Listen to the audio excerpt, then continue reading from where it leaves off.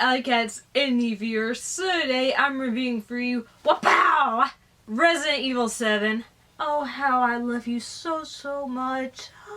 So Resident Evil 7 Biohazard is the latest game in the long-running Resident Evil franchise, and in this game you play as a man named Ethan Winters who receives a video from his wife who has been missing for 3 years, so he goes to find her, and he goes to this creepy-ass mansion in a swamp, which is always a good idea. It's very smart to do that. And when he gets there, he soon discovers her freaky family, and her family has some issues, and not just because they seem to be cannibals and like to cut off people's limbs, they also tend to have the ability to not die. So as Ethan, you have to traverse the mansion, try to find a way out, and also try to figure out what the hell is going on. And I really love the first-person approach to this game. And I have heard some people say that it did make them motion sick. If this is the case for you, here's a helpful tip. Turn camera wobble off, and then turn camera movement to weak. I turned mine to 3, and I had no issues whatsoever with motion sickness. Just a little tip there. But I personally thought the first-person perspective really added to the atmosphere, to the tension, to basically the scare factor of the game. And the beginning of this game is terrifying. There are jump scares all over the place. You never know what's around the next corner. You never know if you enter a room if it's going to be safe. But as the game goes along, the scares do tend to kind of fizzle out. Like, you'll get scared occasionally, but they're not as heavily packed in as they are at the very beginning of the game. But I thought they were very well implemented even then. Also, I love the fact that you have to manage your inventory. You only have a limited amount of space in your inventory, and even though you do gain backpacks along the way during the journey, which allows you to hold a few more items, you still have to be like, what do I need more? Do I need medicine more? Do I need ammo more? Do I need a corrosive more? You have to decide what you need more, and sometimes you have to get rid of something, and it's painful, and you might regret it later. You might need that thing that you got rid of. And I love that aspect of the game. Some people will hate that, but I personally love the inventory management. It reminded me of the earlier Resident Evil games. Also, I played on normal difficulty, and health and ammo is very scarce and hard to come by. Usually when you need it, you can't find it, so you have to be very conservative. You can't just go and heal yourself all the time. You can't, just take a bunch of pot shots. You have to carefully time your headshots.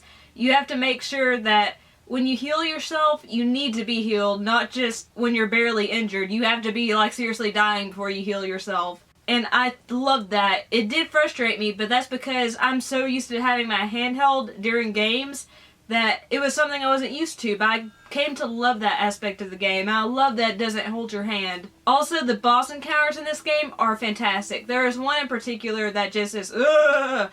You'll know when you see it, but it's nightmare fuel. But each of these bosses has their own unique patterns. They're tough, but they're fair. And I thought the boss battles were very unique and inventive. And yeah, sometimes they do get a little tropey, like shoot the weak spot, but I thought it was a really cool concept of how they executed the boss fights, how you're in a contained space, and how usually you're running pretty low on ammo and stuff. And they do help you out. They do place ammo and herbs, but the thing is, usually you'll have to sprint past the enemy to get it, and you're in very close proximity to the enemy, so it's kind of a risky business trying to get the extra ammo and herbs. And again, mwah, I love it. Also, in this game, there are technically no zombies.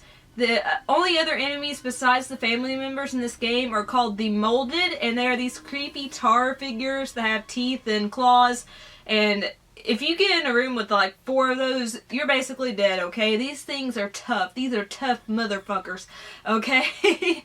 These are not to be messed with. These are the things that killed me more than anything, I will tell you that. It does take away a little bit from Resident Evil just because they're not zombies. You're not dealing with the T-virus or the Ganados or whatever. You're dealing with something that's not a zombie, but they're still cool enemies, and they still do the job of scaring you and making you kind of freak out and making you have to think about your approach to battle with them. If you're wondering how long this game is, personally, on normal difficulty, like I said, it took me 9 hours and 14 minutes to complete this game, and I did go around and try to find all the collectibles and folders and all this stuff, and I did not find everything. I found the majority of the items, but I was disappointed to see at the end of the game that I had missed a few folders and collectibles. I'm like, crap! But that time is me, you know, scourging around, trying to find everything I could find, and also taking my time by planning headshots, inventory management, stuff like that. So 9 hours and 14 minutes for me on normal difficulty. And also another really cool aspect of this game that I really want to talk about before I finish up this review is the fact that you can find videotapes around the mansion and other locations in the game. And these tapes allow you to play as different characters than Ethan, and you'll see some locations that you will see in the future in the game, and you get to go and explore those, and you can figure out what you need to do in the videotape, which I thought was a really cool touch. These are optional, but they're very, very helpful, and it'll definitely save you some time and hassle if you can find the videotapes and complete the videotapes before you complete them as Ethan the character, if you get my drift. And this does warrant repeat playthroughs because I believe there's 2 separate endings. I got the good ending, and I'll have to try to get the bad ending my next playthrough because I have to see how this differs, because there's a pivotal moment in the game where you have to choose between 2 options. So I need to choose the other option and see if I can find every collectible in my next playthrough. And this game just had me glued to my console. Like, I never wanted to stop playing. I'd play this for hours at a time, and I'd have to reluctantly put the game down. And I'd be like, no, I just want to keep playing. I'm so invested in the story. Overall, I loved Resident Evil 7. It's definitely going to be a contender for Game of the Year for 2017. I do recommend it. Even if you've slowly fallen out of love with the Resident Evil series, I think this is a return to form for the series.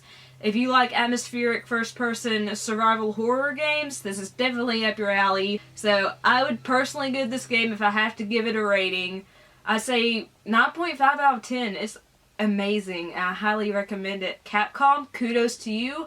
Thank you for blessing us with this game. If you like this review, click the like button. Let me know down below if you've played Resident Evil 7 Biohazard, or if you're going to play it, what did you think about it? And also, if you like the video, please share it because that helps my channel grow. Also, if you're not subscribed yet and you like what you've seen and heard, my face will be floating over here. You can click it and I'll sub you to my channel. And also make sure the bell, wherever it's located on your screen, is clicked because that notifies you every time a new video of mine is uploaded. And if you'd like to stalk me on social media sites, they're all listed in the description box down below. Thank you so much for watching. I love you guys so much. If you played Resident Evil 7, I hope you enjoy it just as much as I did, if not more. Peace and kisses. Bye! That was weird bye. But bye! Another weird bye.